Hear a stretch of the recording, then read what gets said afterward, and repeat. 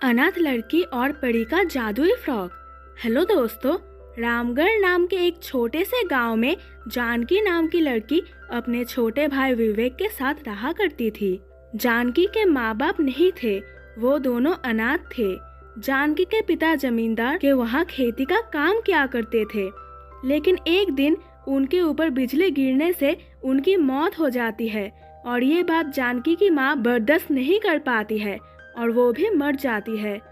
और ऐसे ही जानकी के माँ बाप मर जाते हैं और बेचारी जानकी और उसके भाई दोनों अनाथ हो जाते हैं। जानकी को अपने भाई का भी ख्याल रखना था और उसका पालन पोषण करना था।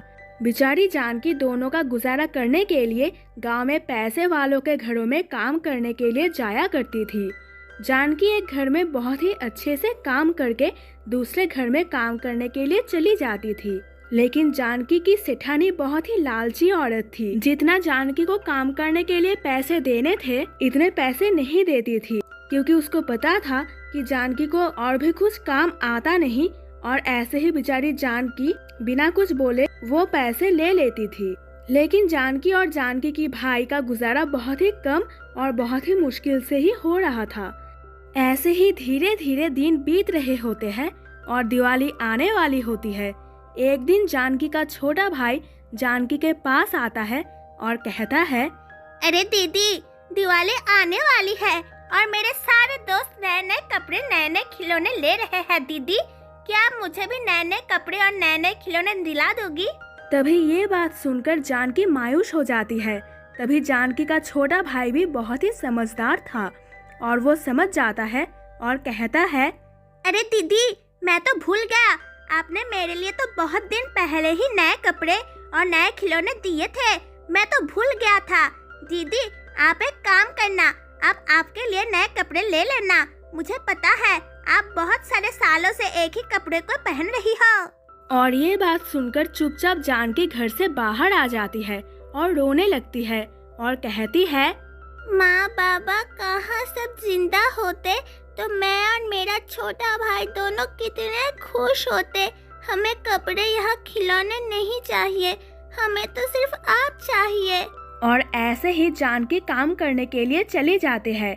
जानकी देखती है कि जानकी की सेठानी की बेटी नए नए कपड़े और नए नए मिठाइयाँ लेकर आई है। जानकी का भी मन होता है कि वो नए कपड़े ले, लेकिन बेचारी क्या करे, उसके पास तो खाने के भी उतने पैसे नहीं थे। और ऐसे ही एक दिन जानकी अपने घर के बाहर मायूस होकर बैठी होती है। तभी जानकी के पास एक बुढ़िया आती है और कहती है, अरे बेटा, क्या तुम्हारे पास कुछ देने के लिए है? बेटा, दिवाली आ रही है, बेटा मुझे कुछ दे। तभी जानकी बुढ़िया से कहती है, अरे माँ जी, मुझे माफ कर दीजिए, मेरे पास देने के लिए कुछ भी नहीं है, क्योंकि मैं बहुत गरीब हूँ और मेरे माँ बाप भी नहीं है। मेरा छोटा भाई है, उसका भी परवरिश मुझे करनी है। मैं घर के अंदर जाके देखती हूँ, कुछ हो तो आपको देती हूँ।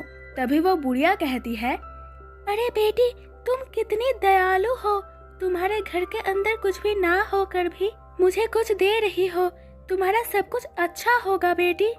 और ऐसे ही जानकी अपने घर के अंदर जाती है, लेकिन घर के अंदर जानकी को कुछ भी नहीं मिलता और जानकी माफी मांगने के लिए बुढ़िया के पास आती है। तभी जानकी देखती है कि वो बुढ़िया तो नहीं है, लेकिन उसकी जगह एक फ्रॉक पड़ा होता है। तभी जानकी कहती है, अरे ये क्या, वो बुढ़िया माँ कहाँ गई और ये फ्रॉक किसका है? लगता है वो बुढ़िया माँ अपने बेटी के लिए फ्रॉक ले जा रही थी। चलो, मैं उनको उनका फ्रॉक देकर आती हूँ। तभी वो जादुई फ्रॉक में हलचल होती है और वो जादुई फ्रॉक कहता है, अरे वाह बेटी, तुम कितनी अच्छी और दिल की साफ हो। तुम्हें किसी भी चीज का लालच नहीं है। भले ही तुम्हारे पास कुछ ना कुछ हो, तब भी तुम किसी न किसी की मदद करनी चाहती हो। मैं एक जादुई फ्रॉक हूँ और वो बुढ़िया और कोई नहीं बल्कि एक परी थी। वो हर दिवाली पर किसी अच्छे भले इंसान की मदद करने के लिए आती है और तुम तो बहुत ही अच्छी हो। मुझे तुम्हारा दिल बहुत ही अच्छा लगा। ये लो बेटी, मैं तुम्हें कुछ देना चाहता हूँ। और ऐसे ही वो जादुई फ्रॉक अपना जादू करके जानकी को बहुत सारा पैसा, बहुत सारा सोना और बहुत सारे कपड़े देता है और कहता है, ये लो बेटी, मेरी तरफ से तुम्हारे लिए छोटी सी उपहार। इसका सही से इस्तेमाल करना और गरीब लोगों की मदद करना बेटी, ठीक है?